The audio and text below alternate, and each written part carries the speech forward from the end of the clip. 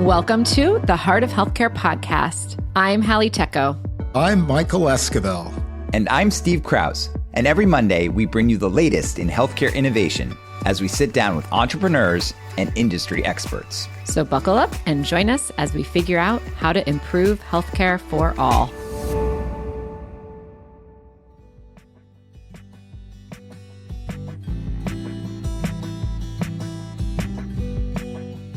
Hello, listeners, and welcome back to the Heart of Healthcare podcast. I'm Hallie Tecco, and today I'm with my co-host, Steve Krause.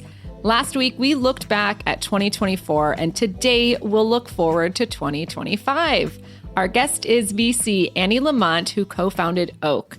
She has invested in category-defining companies across healthcare and fintech, including Athena Health, One Medical, VillageMD, Devoted Health, Noom, Maven Clinic, and so many more. She has been on the Forbes Midas List 5 times, including earlier this year. She also serves on the board of directors for Bloomberg Inc., and she has served on the board of trustees for Stanford University, where she went to college. Annie, welcome to the show. Great to be with you. Jeez, what a resume, huh? What a career. I'm out of breath. I know. I'll let you take a breath, Hallie. A couple of months ago, we interviewed Brian Roberts, who I said on the podcast, I think is one of the 2 goats in our industry. Annie, I think you are the other one. Oh, wow. So it's great to have you on board. Now, it's true. I think your background and impressive resume speaks for itself. And so I'd love to get you've been in this industry for a long time. We'll probably talk a little bit about that. But we're in this weird time in our industry, and you've seen many of these cycles in venture capital. But before we dive into our predictions for 2025, I'm curious, Annie, where do you think we are right now in the digital health space? That's interesting. We're in an interesting transitional moment. I think everybody knows about Gen AI, and we'll talk a little bit in terms of predictions about the influence on that in the healthcare world. I mean, it's fascinating to me because we never really called it digital health. And we were always focused on technology-enabled services and thought more about financial alignment and payer constructs. And so obviously, when people talk about digital health, they really were talking about virtualization. And that started really with, if you thought about it as video, phone. I mean, now, we're moving into a whole new realm with the use of Gen AI. I feel like so many entrepreneurs came in a decade ago when we founded Oak HCFT that were that were new to healthcare, right? Mm-hmm. And didn't really understand healthcare, but we were really excited to have tech entrepreneurs coming into our world. And I think so many of those are now 2 and 3 generations later have learned a lot more about healthcare because there were so many single point solutions that came in that really weren't companies. They may have been products where they really didn't understand, the question of like who pays and why at the end of the day. And that's what it's really kind of all about in the end in healthcare. And now it's great because now you've got a point where we've gone through a downturn a couple of years ago. There's been a whole injection of reality into the system. And you also have a group of entrepreneurs that are much more sophisticated. They came into this moniker of digital health, but really understand now, like they've got to have impact on the healthcare system, either payer, provider, pharma, employer, whatever the market is. And I think I'm excited because I think we just have so many more entrepreneurs that understand healthcare, but also have that tech edge to them. And I would say that we are walking to a moment where healthcare was more important in healthcare experience than tech. And maybe we've got a moment where tech is now, we're going from a healthcare centric to maybe a tech centric world as we think about the future of healthcare. Interesting.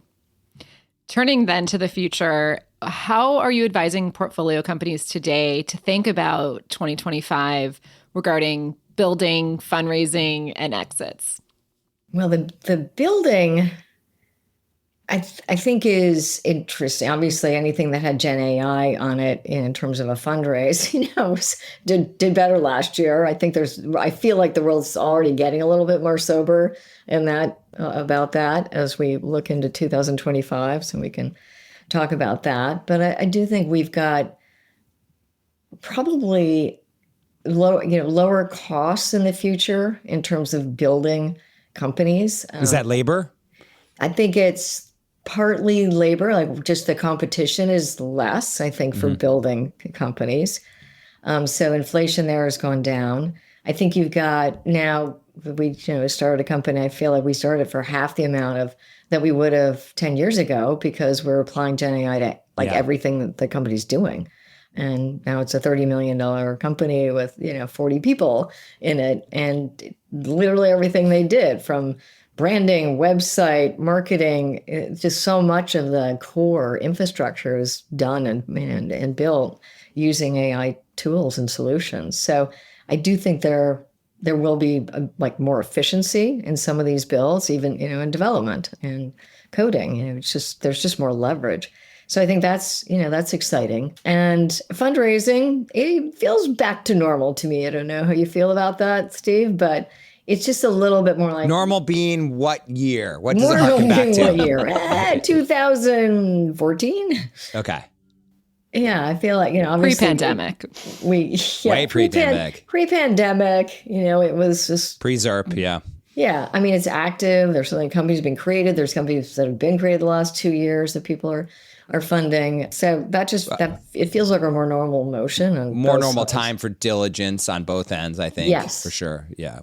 I mean, there are a few things that happen in 2 weeks, but in general, the whole pace of it is more normal. And then, exits, I'm encouraged. I mean, we just had a wonderful exit at CareBridge in Fund 2 and 5. And that was a company we built with Brad Smith around, a value-based model that we can talk about those because people are talking about value-based models like they're not working and they're out of favor, but people are only thinking about them in one construct. And I think there's so many different ways to think about value-based models. And, in their case, it was going after LTSS and home care-based market in Medicaid and going after dual eligibles and wrapping them with appropriate care and taking full risk. And that was a highly successful company, highly profitable in a period of 6 years and a wonderful exit for just under $3 billion to Elevance. So that was amazing exit. And I want to come back and talk about some of the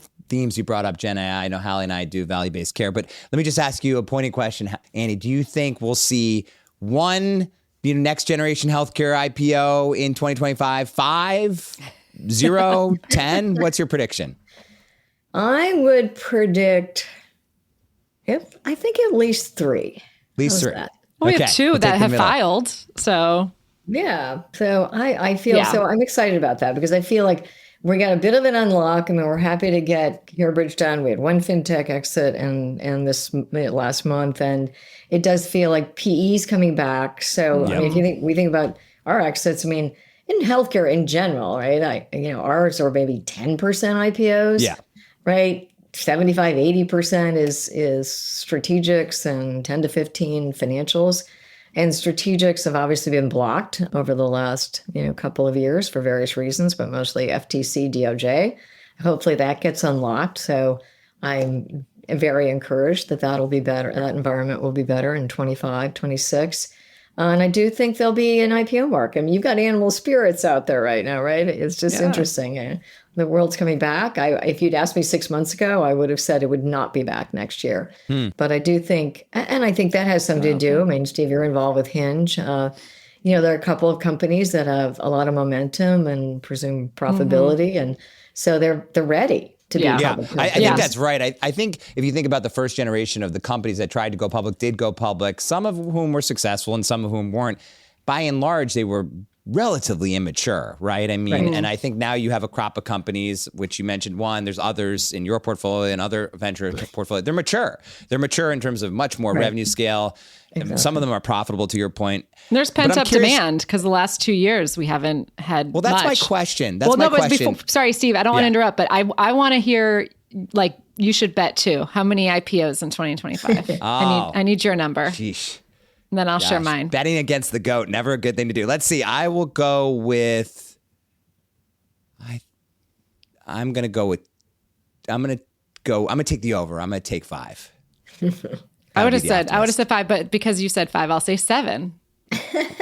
All right. Yeah, and look, it is a momentum thing. So once one goes and it's successful, the next will go, and the next will go. So the question is, to me, it depends on how. Right, it depends on how the early cloud-based software companies do. And those do well. It's cleaned up too. I mean, we had a lot of totally failed IPOs from 2020 to 2022. I think 15% of them shut down or went bankrupt. 15% of that cohort, which is wild. That is wild. And the rest of them, there's one that's trading above open, which is HIMSS, which we talked about recently, Steve. But I think because we've cleaned it up now, kind of the stronger ones are part of this index. And hopefully investors, will look to them versus looking to like the Q Health that didn't do well.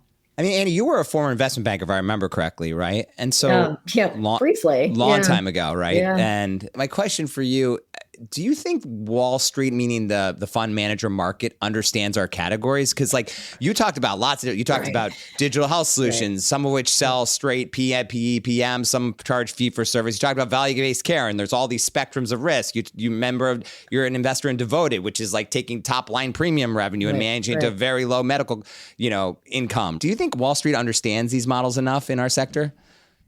It's a great question, and I was going to go right there because I think part of the problem was people really didn't understand some of these companies before, and they certainly didn't understand the primary care at risk ones. And honestly, they were all different, right? I mean, actually diving in deeply and truly understanding the economics of it was very hard for people and where these companies were making money. So I do think it matters as they look at the new companies in this that will go public, like a Hinge. It just has to feel, as you say, like it's a SaaS model, or it's something that's very familiar where there aren't any gotchas to them and the economics. So I think those will be the ones to go first, and not. That's really interesting. Yeah, it's almost the more familiar to software, the more likely to go if they have the scale and the underlying, unit economics and TAM, obviously, right? Yeah, and team. Yeah, interesting. Where will you not be investing in 2025? Like, what areas do you think are just like totally saturated or just hopeless? Hopeless. That's a really good question. I mean, we don't invest in biotech, so we'll never do that. I did years ago. I would say that we do pharma services and we invest in things around biotech that are derivative plays, infusion and other things. But we've looked at a lot of the AI models around just drug discovery, and like one after another. It's just so hard to prove that it's going to actually work in a real world. And two, I don't know if you just saw, Google just came out with a model that obliterated a company we were looking at and had turned down 2 days earlier. That was supposed to be the hottest thing in AI drug, generated drug discovery. So I just think that's probably a dangerous place to be. Yeah. Why did you stop biotech investing? Is there a good story there? Yeah, good reason. I mean, in 99, there were like 4,000 public biotech companies and 5 approved drugs. And you could just see the hand, and it was the advent of the internet. You just see the handwriting on the wall. It was not going to be a good decade. And we were talking about genomics then. But it was this like, the science was still nascent. And this theory, everybody thought if it was based on molecular biology, it was just going to be lock and key with the body and it was going to work. And people realized, oh God, these things are just like chemical drugs. They don't work most of the time. So I think that, for a decade till basically 2010, all of a sudden you just had so many innovations that came out of research that actually started working over the last decade. So that's why. And then it became so much about raising money. And there's less impact that one can have once you hire the people and you just become the fundraiser along with the CEO, because you've got people and they're just hoping the science works and you're trying to maybe buy, a drug in case the science, doesn't work from somebody else. And I honestly love the science, but I found that a little boring as an investor. I really wanted to. I totally agree with you. I did it earlier in my day. I compare you to Brian. I mean, Brian, interestingly enough, has been able to be one of the few that's been able to manage both. But I was in the space for a while in my early careers when I was a young associate, and I was on some boards, and I just found, first of all, I'm not classically trained in the science, but I also found you create the protocol, you recruit the patients, you do obviously all the preclinical science, and then you lock the trial, and they should call back the board in a year and a half when the results are done, because other than that, there wasn't many business decisions to make. Now, if it works, it's wonderful, but it's the most cool thing you could ever invest in, something that cures someone. But it's interesting. And what can you do as a board member? How can you direct like a drug to work or not? You have no hand in it. It's really a long cycle. I mean, honestly, it was just like creating fail safes, and plan Bs, and because that's kind of what you were doing. And you can't even unlock the trial. There's no A/B testing, right? So it's like once you're gone, there's literally nothing you can change. Pivot. You can just cross your fingers. Yeah. Annie, I'm curious. I mean, you're obviously great at what you do. What do you think your superpower is as an investor? Superpower. I think it's judging talent, because it's always about people, and then it's pattern recognition. I think I've been doing it a while.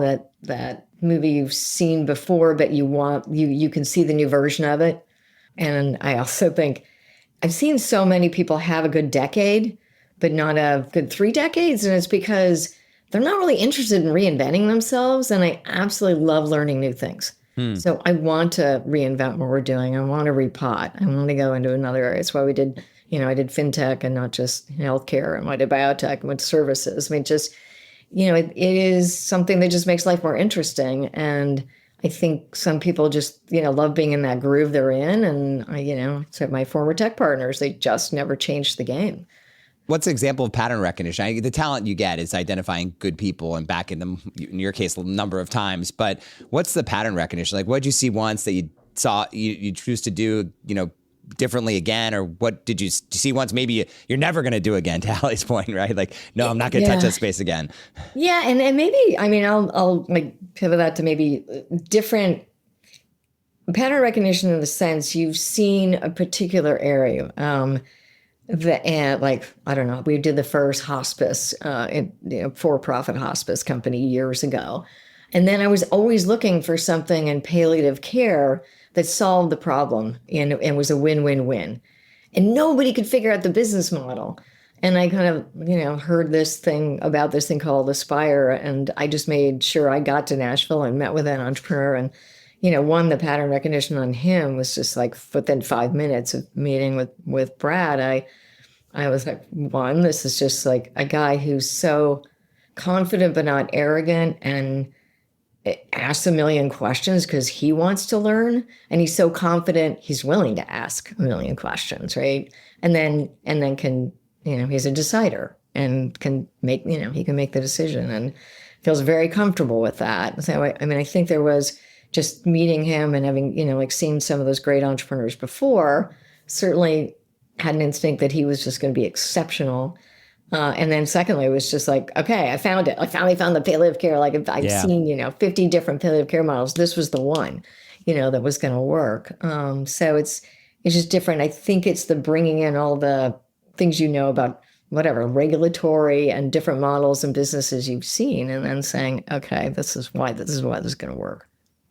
It's funny. We, my former partner, my mentor, actually, Chris Gabrielli, who Annie, also invested in one of the first for-profit hospices. And I actually, too, was looking for palliative care. And we did a different investment, which worked out okay, but not as well as Aspire. So it's similar. Like, I should have found Brad, it sounds like, because, but the theme of palliative care, like needing to happen and having a business model work, is just important for our system in terms of driving down costs. I totally agree with that. Yeah, and it's one of the hardest things, as to do in healthcare, is like finding that win-win-win that's realistic, that somebody's going to pay for. How do you think about a space like AI where there is no priors, right? Like there are no patterns to fall back on. You mentioned AI. I think it's a really interesting space. I want to spend some time talking about your theme. But like, how does someone like you, who's not necessarily, I would say, deeply technical, and you're like, get that? How are you thinking about that space? Well, I think about it as less about, and we do have people who are deeply technical at Oak, but it is more about finding the right use case. And it really is about workflow. And to me, it's really about dodging bullets right now. It's finding the one where that team, right, is not going to be, call it the revenge of the incumbents, right? I mean, the reality is because people can use this, we have such a rapidly evolving platforms in AI that so many of those things can be used by a Epic, Oracle, a healthcare system itself, in different ways that you just an RCM vendor, an R1, right? An RCM vendor, exactly. Yeah. So these people you wouldn't think would be that sophisticated, like they have the resources and they know that it's an existential threat, and yet they can leverage the tools that are out there. So I think it is one of those things where you just want to make sure that you're not like investing in something and 3 months later, like this AI, discovery platform isn't usurped by the existing legacy players in a market, or any of the AI platforms. So I think that's the challenge in my mind. It's finding that unique team and that unique solution that isn't easily replicable by somebody else. And that's, I think, going to be harder than people think. So, what about like the use cases and just thinking over the next year in 2025, what are some of the like concrete AI use cases in healthcare that like you are still excited by? Well, it's funny. We just invested in a company called Stepful, and I never would have identified this as an area that would be interesting. And yet the company, what they do is medical education. And so for less money, virtually mostly for less money for the individual who's buying it or the healthcare system that's supporting the individual they want to train, you've got a much better system for less that's training them faster, and then, creating a more sticky solution for the hospital system or the provider who's hiring the medical assistant. And that, that's the company I'm referring to. I mean, you've got very few people there. They're literally have inseminated AI into everything that they're doing. And it is like fascinating to see it's growing very rapidly, and they could move from license to license. They could move geographically, and this could be a very large company, incredible margins. The LTV to CAC is great. So there are things that we can't, this is why they're entrepreneurs and they're VCs, right? Yeah. The entrepreneur thought of that. You're like, you tell me the use case, impress me. Yeah. Yeah, no, it's incredible. So I do think workflow, I think where we've started one company in Trovo, and as you think about just navigating a different version of care delivery, in terms of navigating a patient's journey through different specialists and different, sites of care. And if you're smartly using the AI to figure out who are actually the best doctors with the best performance at the cheapest price, and that, all of that data, that people have talked about doing, but haven't really been doing, you can actually create a better engine. And that's complex enough that I don't think, hospitals are not really incented to do it. That's not something, because you're merging care delivery along with the AI. That's not going to be done by an Oracle or an Epic. And so I think those things where you have to have multiple components to make it successful, and it's not necessarily in the best interest of the legacy incumbents, that's probably the safest place to go. So we're talking about 2025, and someone who's more of a technologist but has spent a lot of time in healthcare, a fellow venture capitalist, Vinod Khosla, probably a decade ago said that robots will replace 80% of doctors, I think it was, by 2035. And I think probably, I won't speak for you, but probably a lot of healthcare venture capitalists were like, okay, yeah, right, Vinod, appreciate the push, but not a reality. But is it a reality where we sit today? Let's put it this way. It technically could happen, but it won't, right? Because the people side of it will be so resistant to it happening, right? Anytime you're compromising anyone's job that's in a position of responsibility, like a doctor, it's going to be very hard, I think, to displace them. I obviously think from a care delivery perspective, we need leverage at every point of care, right? So I think it'll be amazing leverage and will make doctors better. You're probably saw the same study, though, in terms of a diagnostician right now, AI is better than doctors. Yeah, no, we just talked about this in our December news of the month, actually. I was going to ask you about this, yeah. Yeah, right. Better than a doctor using AI because they're going to use their biased, probably instincts, potentially. Right. So right, or lack of training. But the interesting thing, we also talked to a story. I'm curious your reaction because we're going to talk about the career outside or your life outside of your career. But you're obviously, given your husband, Governor Ned Lamont, are involved very facile with politics and public policy. One of the interesting things, we talked about that story in our last digital health download of December. At the same time, we also talked about a story where up in my neck of the woods in Boston, you're starting to see unionization efforts by primary care docs because they're burnt out. And part of me is thinking, holy cow, this AI can actually help you. You don't yet realize it. And yet I think when they really realize that the AI could help them and maybe replace them, there's going to be even more unionization pressures, powers, whatever, pushback. Like, how do you think this all plays out from the realm of like the politics of it all, Annie? Yeah, the politics are tough, particularly in blue states. But, although I'm sure you remember, like with Teladoc, right? You couldn't they wouldn't allow teletherapy in Texas. Right? Yeah. Texas is a very strong, medical association. That's very protective also. Turns out it's a powerful union pretty much everywhere. And it's funny because I don't think doctors certainly don't like to think of themselves as being in unions, but they are effectively a trade. Yeah, look, I think that states are going to be pushed to put more protective legislation in place. And for me, the fascinating thing is going to be, do the feds actually disallow that? And I think it's going to, feds meaning under the Trump administration. And I think you're going to have a very interesting dichotomy from classic republicanism where it's states' rights. But I have a feeling on AI that actually probably the best thing the Trump administration could do would be to restrict the ability of states to do things that would hurt the development of AI in a positive way, right, in terms of innovation and propelling America forward. So I think that is going to be an interesting challenge between, you can't have 50 different state rules, right, around how the use of AI. And most of them are now just focused on bias. And the question is, but like we have in Connecticut, we have a state law that in terms of that is protecting workers. If AI is introduced, there's certainly some counterbalance to protecting jobs, which I think everybody needs to be cognizant of. But I just think we need to use AI to leverage people to do their best work. And that should really be the focus of America. What do you think of some of the appointments, and especially HHS, NIH, FDA, that we now know will begin very shortly? And what that means for, we don't need to know how you feel about those individuals, but and what that means for folks in our space. Yeah.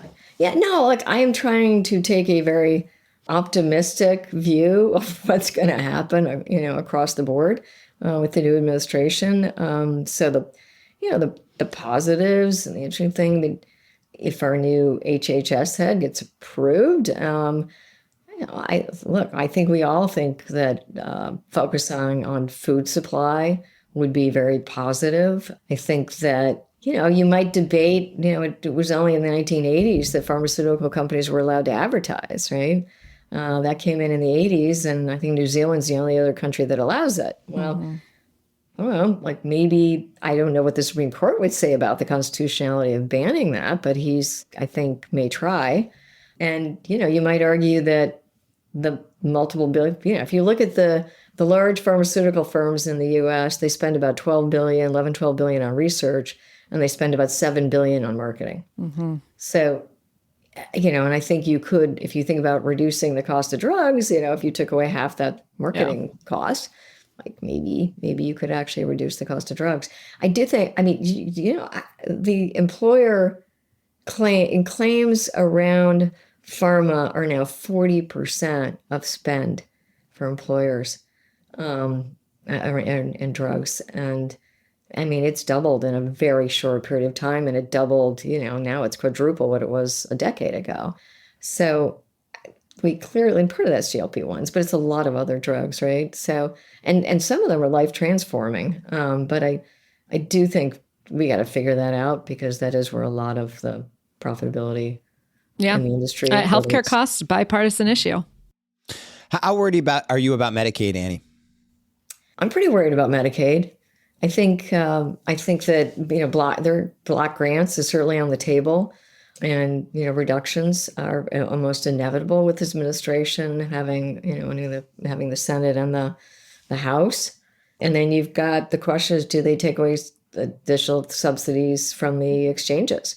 Yeah. And that will have a huge effect on people's lives also, right? So, but again, those are not to say like everybody across the economic spectrum, like voted for Trump, but it's mostly the under 100,000. Like if you actually did the divide, right? It's under 100,000 income, it's over 100,000 income. In terms of like the majority of under 100,000 voting for Trump. And those are the people that are going to be hurt by those I know. moves. It's very interesting. For the first time, I think, since we've all been doing this in the health policy, everything we do intertwines with policy, right? When you invest in healthcare. Exactly. It's like Steve, we're always saying we have a health policy podcast. Right. The traditional priors around a Republican-led administration and who is the body politique that voted for them, right? And what are the policies that might be affected? Like, you immediately go to, I'm worried about Medicaid. So am I, by the way. But then you think, geez, like a lot of those people were his base this time around. So it's going to be very interesting to see how they navigate that, if you will, right? Well, and the first time around, we were worried about him actually dismantling the ACA. That didn't happen because he learned that it was very much supported by his base. So no, actually, it didn't happen because John McCain didn't vote for it. It was one vote. That's right. That's right. But you're right. Now he's learned actually he shouldn't do that. People are actually pretty happy with it. It's hard to take things away. Well, by the way, he may actually inadvertently strengthen it by pushing on ICRAs, right? Exactly. Like if he pushes ICRAs. ICRA was their policy. Right. Exactly. I do think ICRA will grow in the coming years. And they may use the exchange chassis to actually administer it. And the irony is, like, we start where we began with the Cato Institute free market platform being bolstered. Will healthcare.gov be crashing then too? Well, it probably moved to the states, actually. It'll be much more state-administered exchanges, which is the trend anyways, because they're actually less costly to the states. Yeah. I think that's very possible as they rethink things. I mean, the question is like how much thought goes into it, right? But I absolutely think that's possible, where they reinforce exchanges and drive more ICRA and other products potentially. Create more flexibility. Let me ask you another area. We'll stick on the policy perspective, although you've invested in a ton of successful companies in space, value-based care, and I want to come back to a comment you made about people not understanding. But let's stick with the election, the new administration. You know a number of people who have served in the Trump version 1 around CMMI, Adam Bowler and Brad Smith in particular. I'm sure you have some insight. How do you feel in general about value-based care? I mean, theoretically, it's been Obama to Trump to Biden, some changes, but generally investments in the space. What do you think moving forward here under Trump version 2.0? Yeah, as you know, Medicare Advantage has been absolutely key to developing these value-based and outcome-based models. Now, say CareBridge was Medicaid, and so you can do it in other ways.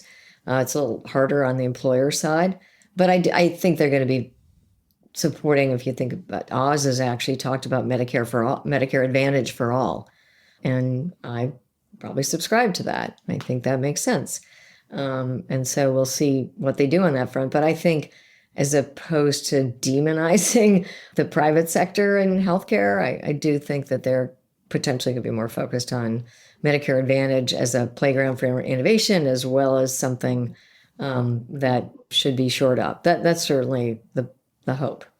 And do you think actually we're linking to Medicaid?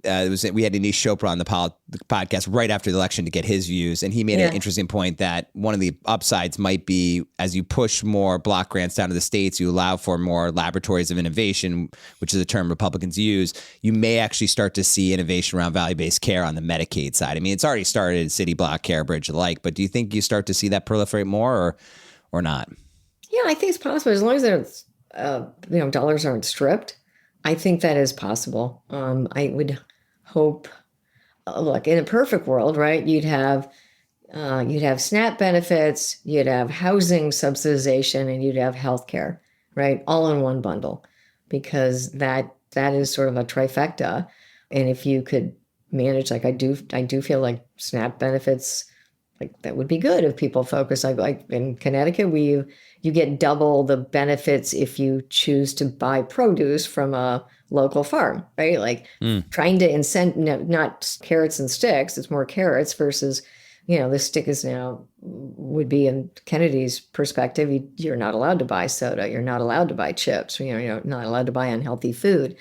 So people could put rules around that and incent, and and we all know, obviously, if you're homeless or don't have appropriate housing, you're more likely to end up in the emergency room. So those costs are truly all intertwined. And let's take the positive view on that, Steve. Like hopefully that Medicaid block grants an ability to be more flexible and maybe taking some of those dollars out of those other programs and allocating them. There might be some very cool things that come out of that.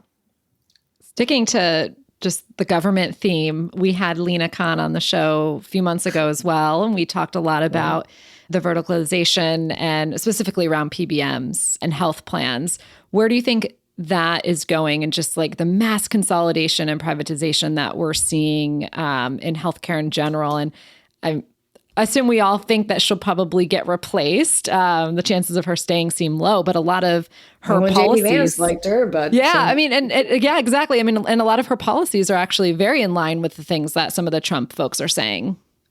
It goes back to the conversation about how complex healthcare is, and there is nothing more complex than PBMs and what's going on, the whole drug delivery mechanism, and who's making money off of it. And which it doesn't have to be. At each other. Right? Well, yeah. But Brian Roberts, I felt like, how he took down, he said, why are we giving the middlemen so much? Like, what other innovator is giving away so much margin to middlemen? Right. Yeah, I don't understand it, right? But I think it's just ingrained in the system right now, and it's so complex. It's somebody like, it would have to be almost the federal government that said we have to unwind this. I mean, if you think about all of the rebate programs and pharmacy, and now you have, right? I mean, you've got CVS and Caremark and Aetna, like all in one, and you have Elevance owns, right, their own, and United has their own PBM, and there are just too many. There's so many legacy companies that are incented to keep it the way it is. So how do you unravel it, and who could smartly from the government understand that in a way that they actually could unravel it, right? I mean, it's challenging, and that would take a behemoth to. It might get unraveled on its own before it's forced to be. You think? I guess like selling off. Yeah. Why? Like, because Cigna. I mean, why? If they were all forced to sell, that's possible. You could force each of them to sell the PBM and somehow make it more transparent, but. It's obviously a big part of United and Cigna and, and CVS's profit. Annie, I feel like we could do like 50 more podcasts with you. We haven't even covered your work outside of your career, but I want to, I think in your career as a venture capitalist and in your life in serving as First Lady and all the things you do civically, like you care deeply about healthcare just like we do. And I assume it's, improving better quality at the end of the day at a lower cost, right? That's the mission, and impacting people's lives. And both those dynamics would be my guess if I were to ask you what your life's work has been about primarily. And so my question for you is, I feel like in the United States, our quality is really great. And we haven't yet tackled the cost. We've talked about digitization. We've talked about consumerization. We've even talked about valuedization, bringing value-based care, and that hasn't worked. Right. I don't want to come back to Gen AI as end all be all, but you made this interesting point that it is driving a lot of cost out. Like, first of all, do you think any of the prior things I talked about, consumers, digitization, value-based care, will make a difference? Or is it Gen AI at the end of the day that might actually make the difference in terms of driving down the cost, which is the thing we need to do to make this a better industry for all? Yeah, no, agreed. I do think value-based care can make a material difference.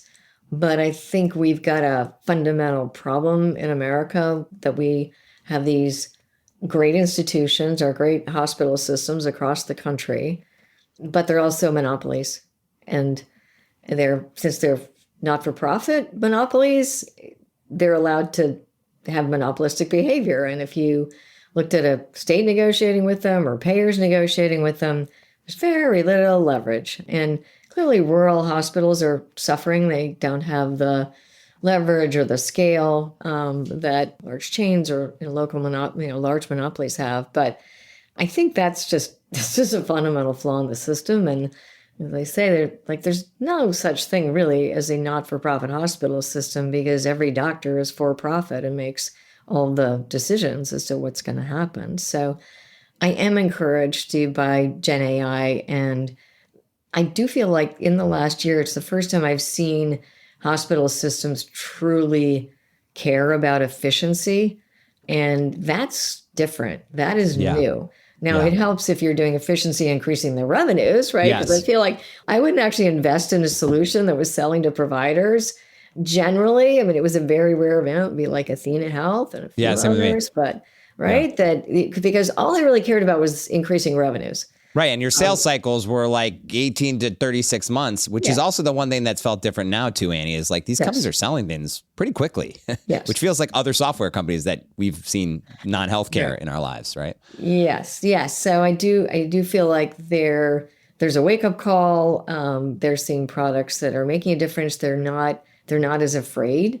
I mean, most of the stuff is administrative, as you know, as opposed to, interfering with clinical processes. But in general, I mean, even supporting clinical processes, right? I mean, it always used to be you didn't want to have forced behavior change, because that was so difficult in every industry, really difficult in healthcare. But in this way, if you're stripping things away that they don't want to do anyway, and then their lives are sort of more seamless, that's just, again, a win-win. And I do think we're going to be seeing so much more of that in the next 5 years. Epic has come out with this open calendaring, and now for the first time I've seen, hospitals are mandating it, right, for all their affiliated providers, and all of a sudden you can see schedules, and as opposed to, having calling up the assistant and one assistant calling another to check on a referral. Yeah, totally. Yeah, being booked. Yeah. Maybe tech has come to healthcare and will make a difference. Is the conclusion. Maybe we're actually 2025 fintech.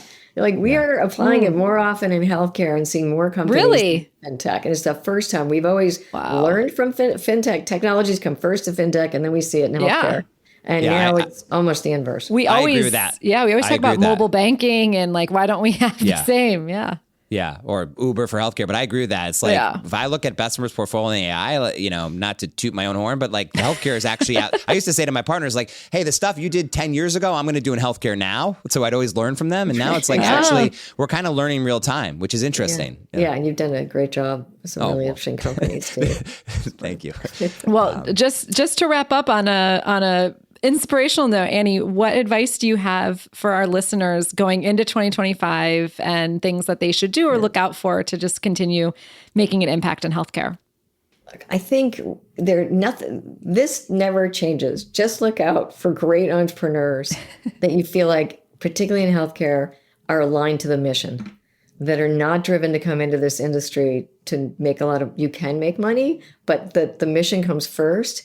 And you're excited, to back them and work with them for the next decade. So start with that.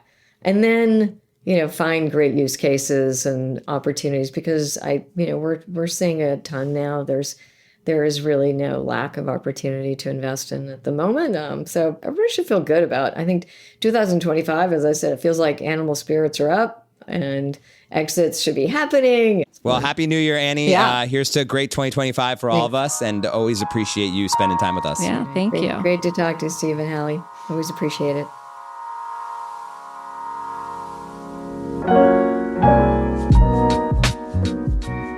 Thanks for listening to The Heart of Healthcare. If you enjoyed this episode and you'd like to support the podcast, please leave a rating and review, and don't forget to subscribe.